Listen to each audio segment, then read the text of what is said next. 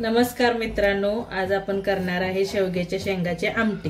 त्याच्यासाठी ही डाळ आणि टोमॅटो कुकरला लावून घेतलेले आहे, शेवग्याची शेंग उकडून घेतलेली आहे, लसूण टेचून घेतलेला आहे, कोथिंबीर चिरून घेतलेली आहे आणि हे सगळं कांदा लसूण मसाला जिरे हळद मीठ आणि हिंग हे आपण आमटीला वापरणार आहे।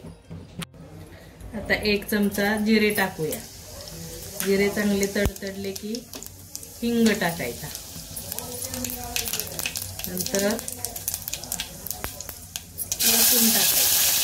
लसूण चांगला लाल होऊन द्यायचा। लसूण चांगला लाल झाला त्याच्यामध्ये अर्धा चमचा हळद टाकायची,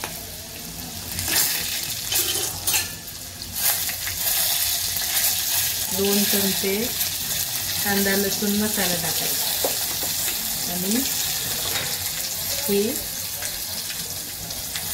डाळ टाकायची।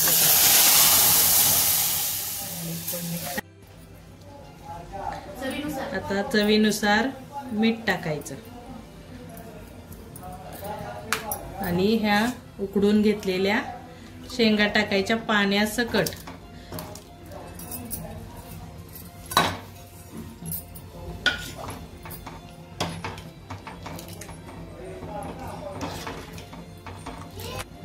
वरून कोथिंबीर टाकायची, भरपूर कोथिंबीर टाकायची आमटीला, म्हणजे आमटी छान होते, रुचकर लागते।